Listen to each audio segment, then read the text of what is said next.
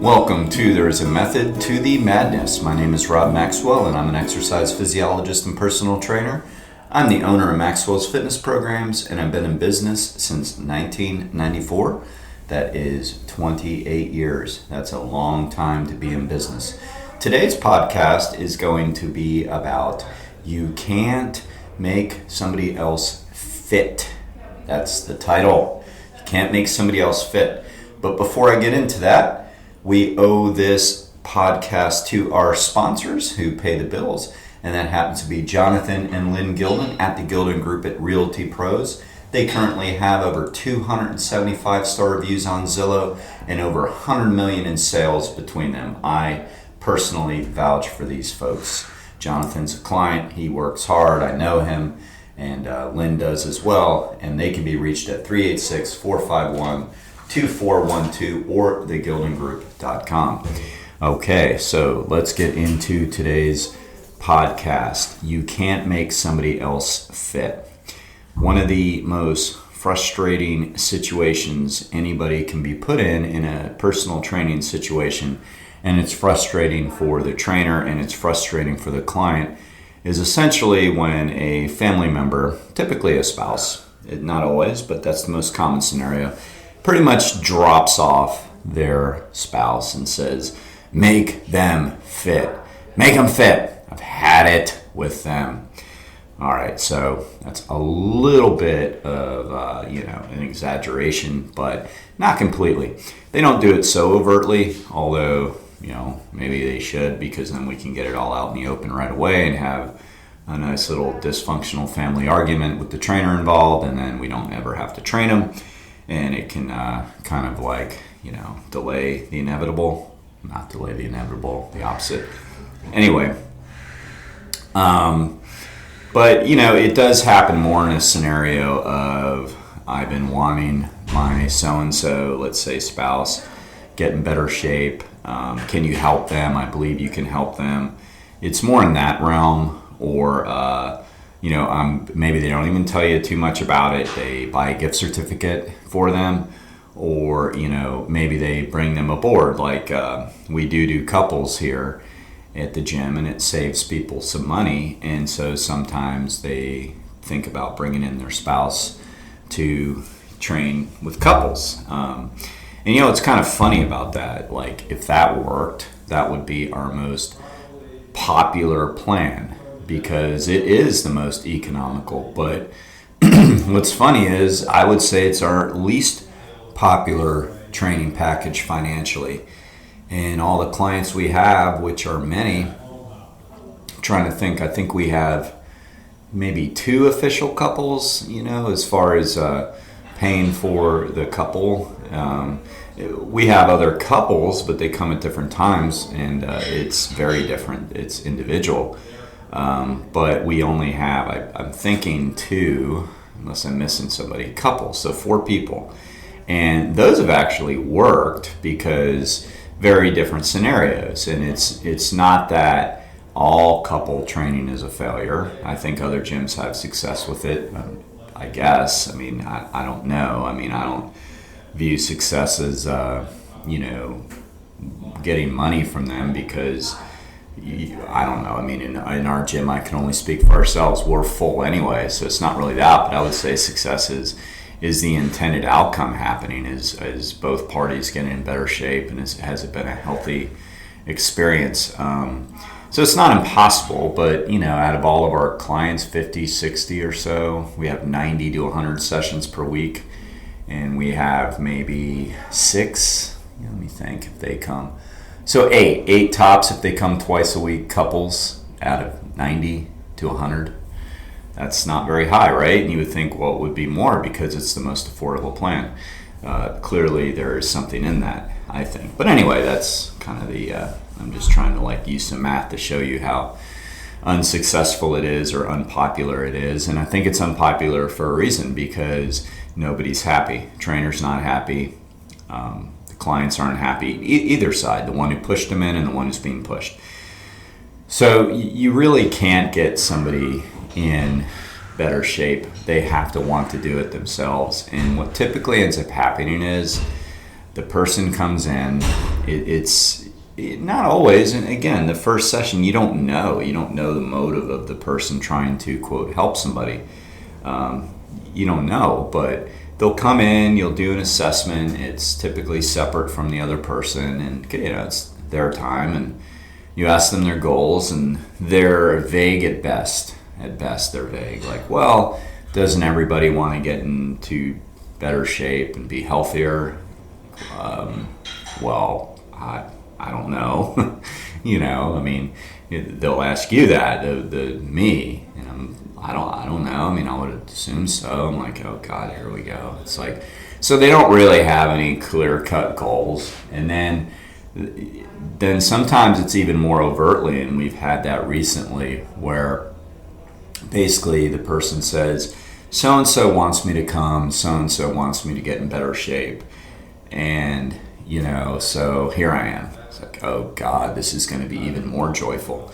And, you would think that knowing us, and most people that listen to this podcast know us, they're clients of the gym or have been associated with the gym, either training with us before or currently, or friends or associates, or friends of clients, whatever. So they know us and know, like, we're pretty busy. So I mean, not pretty busy, like we're real busy. I mean, we're at the point where we're not taking clients, and we put them on a list, and then when something opens up, we text them and say, hey, you got 1 half-hour spot. I mean, that's where we're at, and I'm very grateful for that.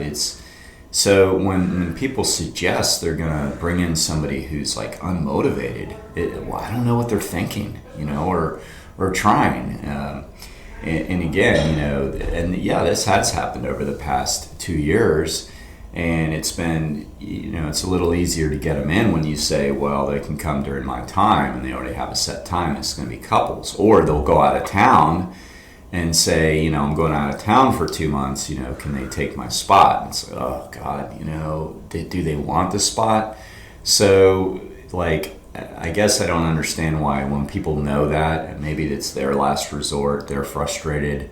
And that's a whole nother issue, which I'll dive into a little bit today on this podcast. But essentially what ends up happening is just that. So they don't really have any particular objective goals they're concerned with. It seems more to get the person off their back, or at the best case scenario, it's, I guess this doesn't sound so bad, they think.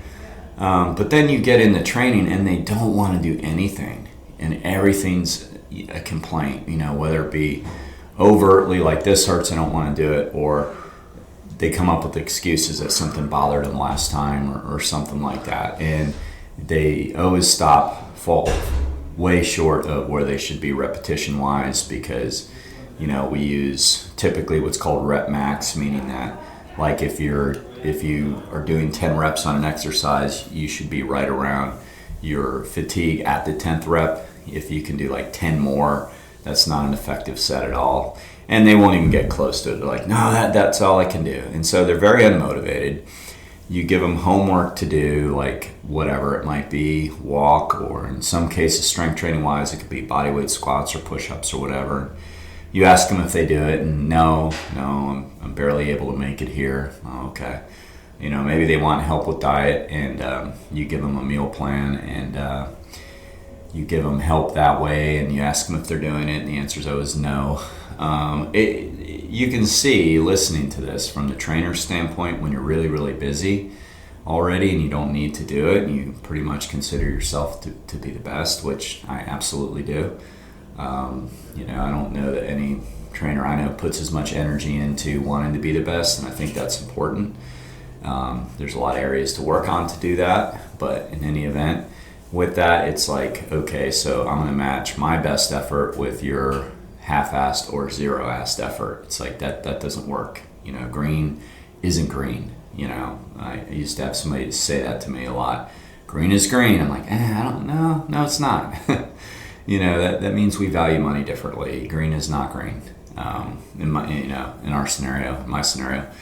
So it's a very frustrating situation, but it's frustrating for them too. So really, this podcast, as brief as it is really sent to the people who think that they need to fix people. All right, because we don't necessarily get mad at the person who is unmotivated. It's like, it's frustrating, and typically we cut them loose. I mean, not typically, always.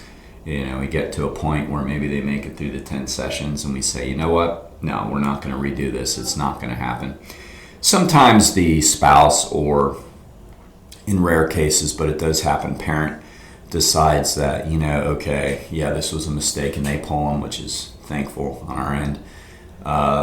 But in any event, we'll cancel after the maximum 10 workouts. Sometimes we can't even get through the bundle they bought, and we have to let them know, this isn't working. But so we don't get mad at them per se, and it's not like they're, at least in my experience, have ever been like just assholes. It's more that they just don't want to be there, and you kind of can't blame them if they don't want to be there. You get mad at them. They're there because they're trying to please somebody.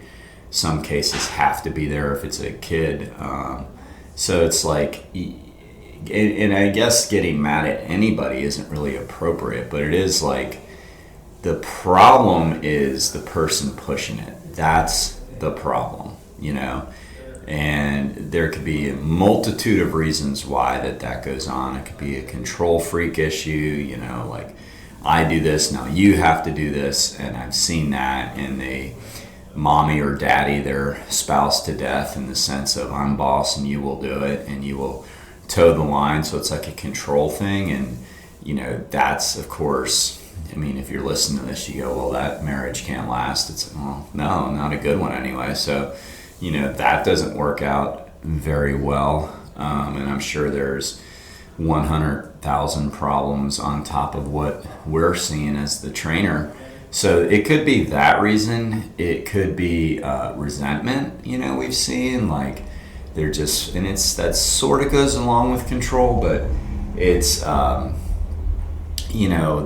they're so mad at the person that they want them to do something. And so it's almost like you go do this. And I know I'm using my psych degree and my background in counseling and social work here a little bit, but I do have experience in that, so I am able to recognize the signs and symptoms of people's what they say and how they say it.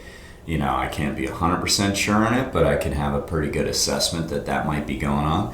Sometimes it's fear, and I think fear propagates the other two issues. When people tend to be giant control freaks, there's always fear at the bottom of that there's always like the fear of like being out of control, and if they're out of control, chaos will ensue, and that particular person doesn't know if they can cope with life in chaos, and so they become over controlling in areas that they can't control. So at the root of control is fear. It's always fear, the fear of the unknown and the inability to know if they can handle it. So it could be those reasons. It could be maybe some other reasons I haven't thought of here, but the bottom line is it doesn't work. People have to want to get in better shape. I was having this discussion with Ellen last night. We're going through our list of people who have started up in the last couple of years. You typically have a better read on those, and I know to people like that sounds like a long time ago, but like for us that's like new.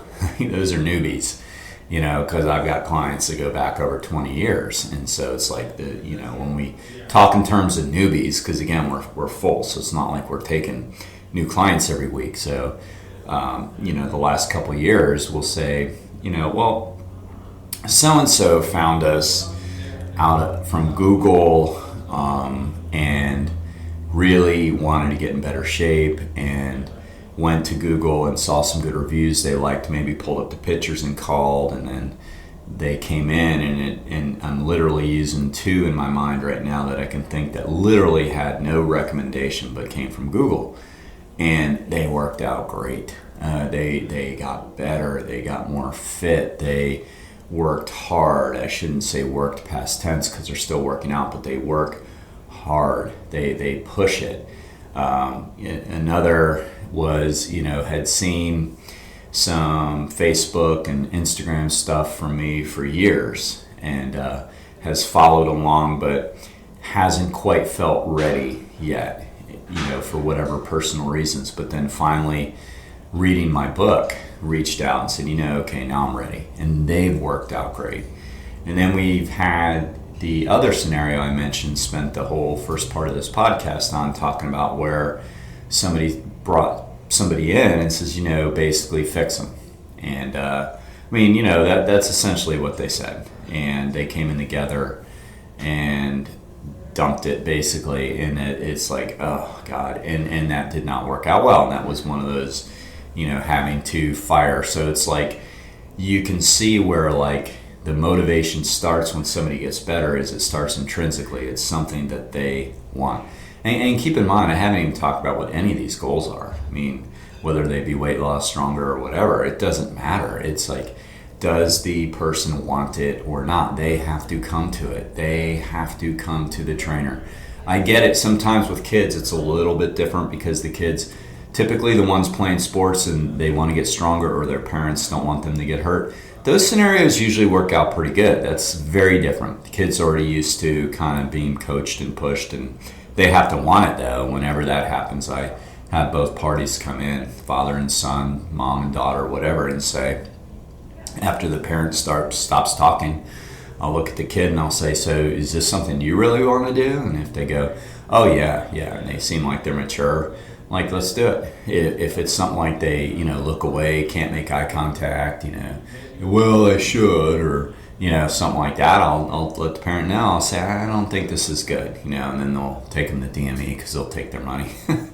So, I'm sure somebody over there will love that. But you know what? I don't care. It's the truth. So in any event, the person has to absolutely want it. That's just how it's got to be, And so this message is for you out there, those people that are like, what, I'm going to suggest this to so-and-so. I'm not saying don't refer us. I mean, there's a difference. If somebody says, you look great and I've, really feel like I need a trainer, that's different. That's called a referral. But if you go out to lunch with your friends and you're like, you need to see my trainer, and nobody's asked for that, it's like, shut up. Like, glad you love us, but at the same time, it's like, when the student's ready, the teacher will appear type of thing. Like, you don't have to save people. Like, it's not your job, save yourself. I mean, that's really all you can work on. And then if you're that beaming light, people will come to you and say, how do you get there? And then you can suggest it. But, walking around as evangelists for, fitness, is like, it's you're doing that for you. There's something in you got to do that for, and it's just not going to have any net positive effect on anybody. It's just really not, including us, because we're just, we're just going to end up frustrated, and who knows, maybe blame you a little bit. I mean, we do, be like, God, why did they do that? They know better, and they sent this person to us. It's like, come on, man, don't waste their time. So, somebody's got to want it, and I'll leave you with that. And it's no different with alcohol and drug abuse. You can suggest AA till you're blue in the face, but if somebody's not ready, it's not going to work. You can leave literature around, you can do all that great stuff, but it's not until they call you up and say, I really need to get sober, how did you do it, that you're going to have any net positive effect on them. And that's probably easier to understand, that analogy, because I think every family's been through it. But it's really the same with fitness. It's the same thing. They've got to want it. I'll leave you with that. They've got to want it. So, until next time, be Max Fit and be Max Well.